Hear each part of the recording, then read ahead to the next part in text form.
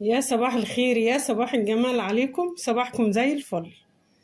صباح الفطير المشلتت، صباح الجلاش الجميل زي ما انتوا شايفينه كده. يعني قولي عليه، سميه زي ما انتوا عايزين. يعني سموه فطير مشلتت صعيدي، تسموه جلاش باللحمة المفرومة.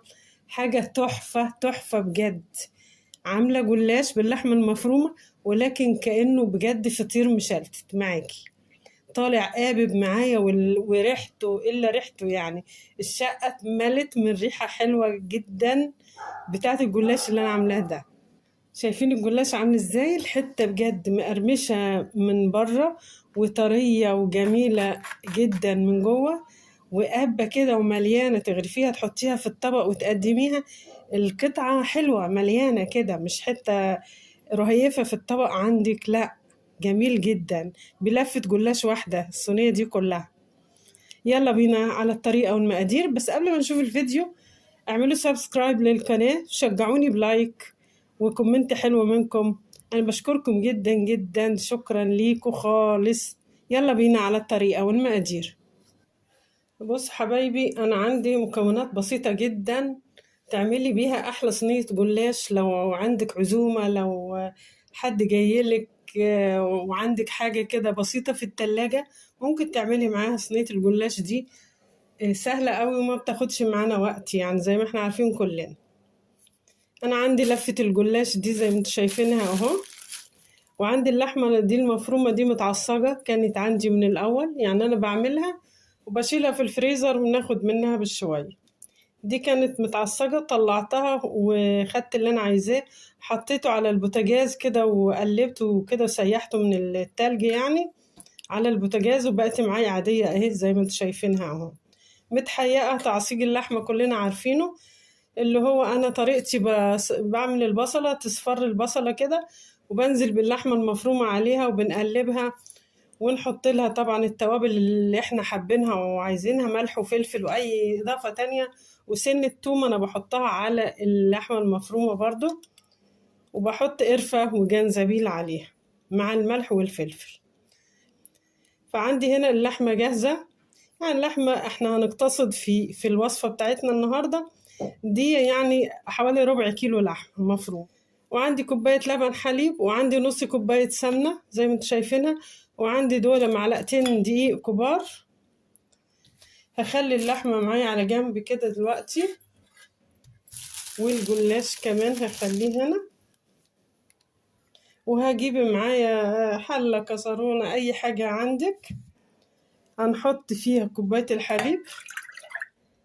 دي التشريبة اللي هنعملها للجلاش، بس هنعملها بطريقة حلوة. وادي نص كوباية السمنة. عندي كمان 2 بيضة، انا ما قلتش عليهم، نسيت اقول عليهم، يعني كانوا موجودين جنبي بس نسيتهم يعني، سوري. بيضيتين على النص كوباية السمنة وكوباية الحليب، هنضيفهم عليهم هنا. تمام. وهنحط شوية من الملح، نص معلقة صغيرة ملح، نص معلقة صغيرة فلفل اسود.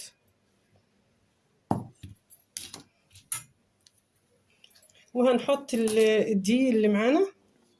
الدقيق ده في الاخر هقول لكم فايدته ايه في التشريبة بتاعة الجلاش.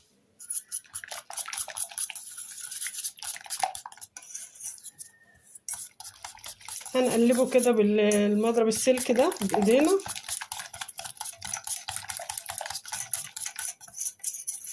التشريبة دي حلوة قوي، طلع معايا الجلاش مليان كده وحلو معاكي. احيانا تعمليه تدخليه الفرن وتطلعيه، تلاقيها بعد ما تطلعيها من الفرن تلاقيها خفيفة خالص ورهيفة.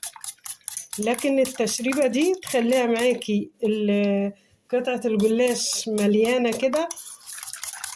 بس كده انا هخليها معايا كده، هي تمام جاهزة اهو. خليها معايا هنا. دي الصينية اللي هشتغل فيها، اللي هي زي الصاج بتاع الخبيز ده بتاع البسكوت والحاجات دي، يعني اللي احنا بنعمل فيه الحاجات دي. حطيت فيه معلقة سمنة وهدهن الصاج بتاعي كويس قوي.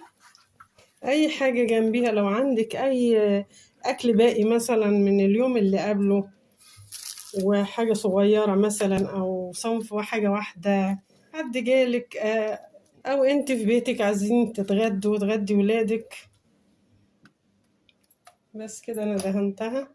فتعمل صينية الجلاش دي جنب أي حاجة تانية، هتبقى أكلة كويسة وتبقى حاجة على السفرة جميلة جدا. أهو فردت الجلاش جنبي، وهنجيب ورقة الجلاش ونحطها كده، وناخد من التشريبة اللي معايا اللي أنا عملتها دي أهو، التشريبة الجميلة دي أهي، ناخد منها في كل ورقة كده وندي دهنة بسيطة كده، فرشة برضو ونعدي عليها كده. دي تخلي معاكي صينية الجلاش بجد هي لفة واحدة، طبعا مش بنعمل أكتر منها في المرة في الصينية، يعني تطلع حلوة وتقيلة كده وقبة وجميلة جدا يعني.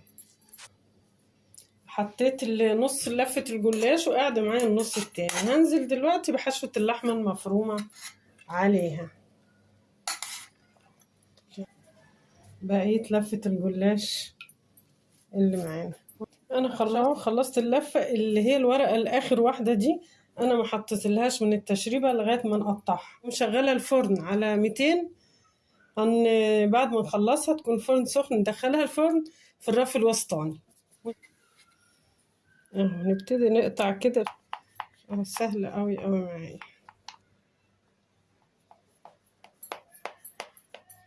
وتحاولوا ما نجرحش الصينية اللي هنعمل فيها، يعني ما نضغطش بالسكينة معانا لتحت ونلاقي الصينية اتجرحت معايا والألمونيا اللي فيها طلعت في الأكل.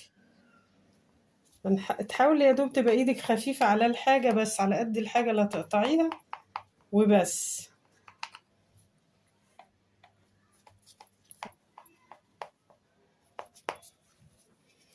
تسنديها بايدك كده مفيش مشكلة علشان الورق ما يتحركش من مكانه.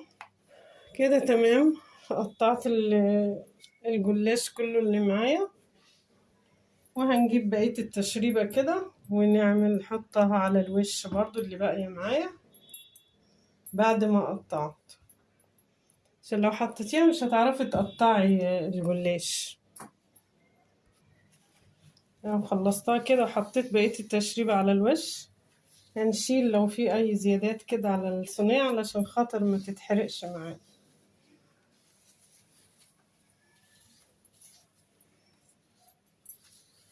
كده تمام. هناخدها ونروح على الفرن ندخلها لحد ما تستوي، نشوفها مع بعض معاكم. شايفين الجلاش بعد ما طلعتها من الفرن، لسه مطلعاها الصينية من الفرن على طول، عدت عليها تقطيع بالسكينة تاني. دلوقتي مقرمشة، الوش مقرمش، واخدين بالكم الوش مقرمش بتاعها كده. فانا هغطيها بورقة فويل ونسيبها شوية، وبعد كده تكون بردت حبة نقطع حتة.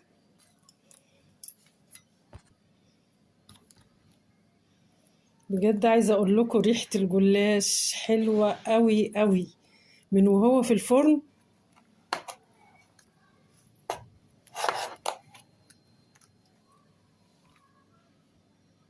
جربوا الطريقة دي وبالصحة والهنا. لو عجبكم الفيديو ما تنسونوش بلايك حلو منكم وسبسكرايب للقناة، واكتبوا لي كومنت حلو.